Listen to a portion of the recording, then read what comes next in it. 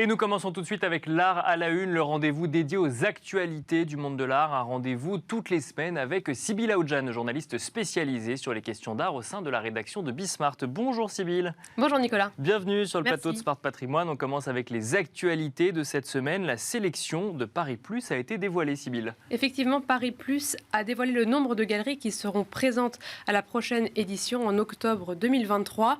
On retrouve 154 galeries, donc c'est plus ou moins le même nombre que l'année dernière. En revanche, la répartition au sein des galeries de la foire est différente. Dans le secteur principal, il y aura un petit peu moins de galeries qui seront présentes. On retiendra notamment l'absence de la galerie Mariam Ibrahim et aussi de la galerie Andrei Shevchenko. Tandis qu'il y aura aussi 7 nouveaux noms qui n'auront jamais fait cette Paris Plus jusqu'à présent.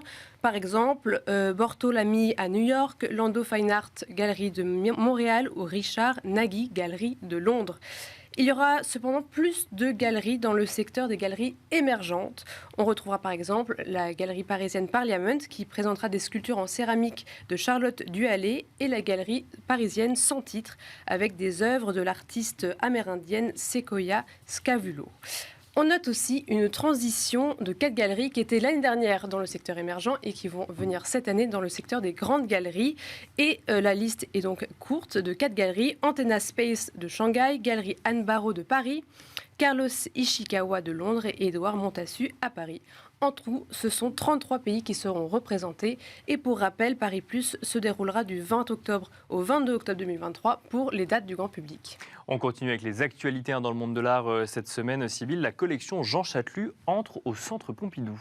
Oui, c'est plus de 400 œuvres qui rejoignent les collections du Centre Pompidou. Jean Chatelus est décédé en 2021, à l'âge de 82 ans. Il était agrégé d'histoire, maître de conférences à la Sorbonne, auteur de Peindre à Paris au XVIIIe siècle, édition Jacqueline Chambon, et surtout grand collectionneur. Il a réalisé une collection qui était initialement orientée vers les œuvres primitives et surréalistes, mais après, petit à petit, il s'est tourné vers l'art plus contemporain. Il n'avait pas de descendance, donc il a décidé de léguer l'essentiel de ses collections à la Fondation Antoine de Galbert, qui était un collectionneur et ami. C'est ainsi que la Fondation réalise cette donation au musée Pompidou. Et alors, est-ce que vous savez, Sybille, quelles sont les œuvres que l'on pourra découvrir au Centre Pompidou ? Oui, le Centre Pompidou possède déjà certains artistes qui sont présents dans cette collection de Jean Chatelus, comme des œuvres de Boltanski, de Yayoi Kusama ou encore Robert Morris. En revanche, d'autres artistes comme Rachel Harrison ou Anna Solal vont enrichir les collections du musée. Une exposition sera ouverte au grand public en 2024 et puis elle sera aussi accompagnée d'un catalogue et d'un film réalisé pour accompagner l'événement. Toujours dans les actualités du monde de l'art cette semaine et plus particulièrement des maisons de vente aux enchères. Sybille, une institution demande la suspension d'une vente aux enchères. Oui, c'est une des plus grosses ventes de bijoux privés qui pourrait être suspendue dans les prochaines dates. Christie's organise cette vente de bijoux de plusieurs jours cette semaine. La vente de bijoux d'Heidi Horton, qui est une milliardaire autrichienne, avec une estimation à la prévente de 150 millions de dollars. C'est bien sûr une collection qui marquera l'histoire de vente de bijoux de Christie's. On retrouve toutes sortes de bijoux et de pierres précieuses, Bulgari, Cartier, Van Cleef & Arpels, etc. Et ce sont 400 bijoux qui seront présentés lors de cette vente à Genève qui a lieu dans ces prochains jours, mais aussi la seconde partie aura lieu en novembre prochain. Alors, expliquez-nous, Sybille, pourquoi une demande de suspension a été faite ? Alors, c'est le CRIF, qui est le Conseil représentatif des institutions juives de France, qui demande la suspension de la vente aux enchères. Le CRIF précise dans un communiqué, Heidi Horton est la veuve de Helmut Horton, ancien nazi, dont la fortune est initialement issue de l'arianisation de biens et entreprises juives en Allemagne à partir de 1936. Alors le fruit de ces enchères doit revenir à la fondation Heidi Horton, active dans des domaines respectables selon encore les thèmes du CRIF, mais refusant de réaliser le moindre travail autour de la mémoire de la Shoah, ajoute le Conseil. Alors pour l'instant, Christie's n'a pas réagi et les premières ventes auront bien lieu. Pour rappel, jusqu'à présent, les deux plus grandes collections de bijoux ayant atteint plus de 100 millions de dollars à la vente étaient la collection d'Elizabeth Taylor en 2011 et les enchères des bijoux de Maharaja et Mughal Magnificence en 2019. Merci beaucoup Sybille pour ces actualités du monde de l'art cette semaine. Nous avons à présent le plaisir de recevoir à distance ensemble dans Smart Patrimoine Adriano Piscinati di Torcello. Bonjour Adriano Piscinati di Torcello. Bonjour Nicolas, bonjour Sybille, content de vous retrouver. Bienvenue dans Smart Patrimoine. Je rappelle que vous êtes Global Art and Finance coordinateur chez Deloitte. Nous allons tenter de comprendre ensemble quel est l'impact social d'un certain nombre de projets culturels et donc mécaniquement d'investissement dans des projets culturels. Nous allons tenter de comprendre ensemble également comment structurer le secteur. Vous avez publié un rapport, Deloitte a publié un rapport en fin d'année dernière qui s'intéressait notamment à l'impact social des investissements culturels. Quelles étaient les conclusions de ce rapport, Adriano ? Alors, d'abord, le rapport était publié en 2021, donc ce n'était pas l'année passée, c'était l'année précédente. Mais donc, depuis un certain nombre d'années, au niveau de Deloitte, nous avons notre département Art and Finance et nous regardons aux nouvelles initiatives au sein de la combinaison Art and Finance. Et donc, depuis 2019, on a commencé un peu à regarder à la combinaison Art, Culture and Finance. On a fait une première publication en 2019 dans notre rapport sur une initiative qui a été lancée au UK qui s'appelle Nesta, qui a pour objectif de supporter la culture. En 2020, lors de notre conférence Art et Finance, on a eu un premier panel sur le sujet. Et puis en 2021, on a vraiment dédié une section complète parce qu'on pense qu'effectivement, dans la réflexion Art and Finance, toucher à tout ce qui touche à social impact investment et culture faisait beaucoup de sens. Maintenant, soyons tout à fait honnêtes, on a ouvert une porte. À notre niveau, on essaye effectivement de créer de la visibilité, de l'attention sur ce nouveau sujet. En termes de développement, ce qui est vraiment, je pense, très intéressant, c'est surtout le fait que notre dernière conférence qui a eu lieu en 2022 au Vatican, on a mis en avant toute cette réflexion social impact investment et culture, et on a pu présenter notamment, grâce à Deloitte Italie, une nouvelle méthodologie pour mesurer donc l'impact des projets culturels, et donc de là faciliter éventuellement son investissement. Mais l'impact autour des projets culturels, en quoi ça se différencie? Ou alors est-ce qu'il y a d'autres structures qu'il faudrait mettre en avant par rapport aux fondations, aux œuvres de mécénat qui existent déjà aujourd'hui? Alors ça, c'est une question qui est très large. En fait, ce qu'on constate, c'est que la culture et les entreprises culturelles ou créatives représentent plus ou moins, et ce sont des chiffres de l'UNESCO, 3% du GDP, ça représente plus ou moins 6% de l'emploi. Et un des vrais soucis pour soutenir en fait ces initiatives, c'est le problème de financement. Et donc, ce qu'on constate, c'est qu'effectivement, tout ce qui est philanthropie, tout ce qui est fondation, sont bien sûr très utiles, mais pas suffisants pour supporter la croissance de ce secteur culture et économie culturelle ou d'industrie créative, qui a été reconnu, et ne l'oublions pas, c'est seulement en 2021 que les ministres de la culture du G20 ont enfin mis à l'agenda du G20 la culture comme étant un moteur pour la reprise économique. Et il y a une reconnaissance, notamment au niveau de l'OCDE, de développer des nouveaux process et des nouveaux mécanismes de financement pour la culture et pour les industries créatives. C'est pour ça qu'effectivement, tout ce qui est fondation, philanthropie, c'est très intéressant, mais non suffisant.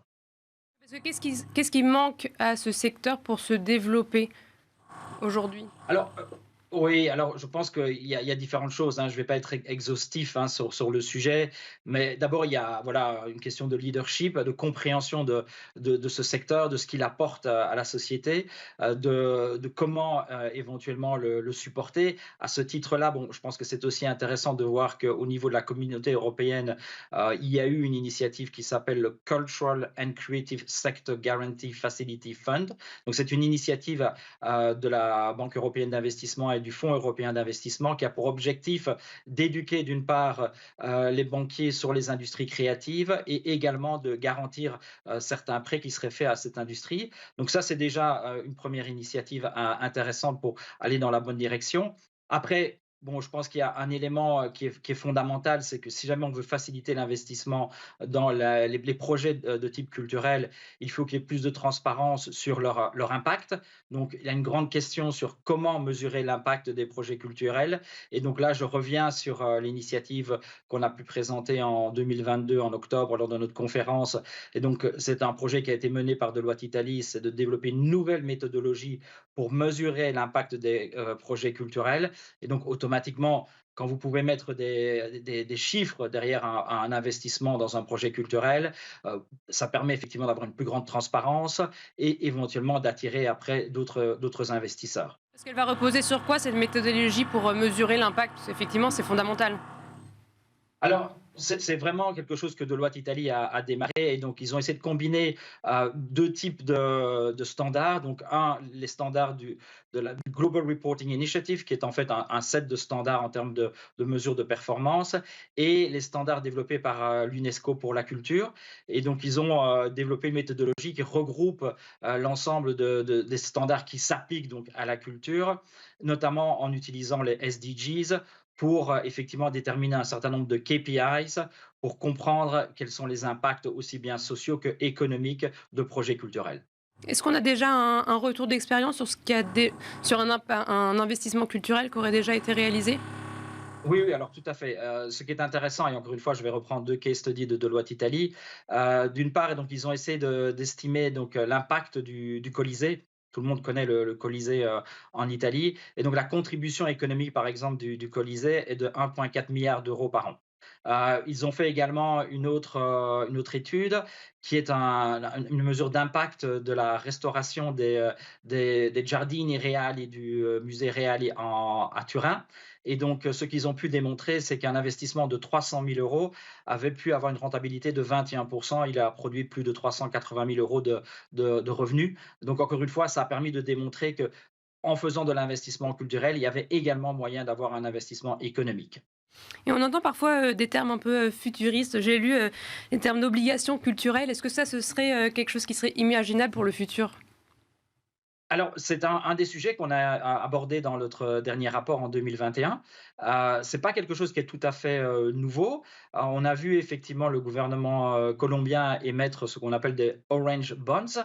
C'était une initiative de Bank Coldex et de IDB. IDB, c'est Inter-American Development Bank, pour supporter donc la culture et les industries créatives en Colombie.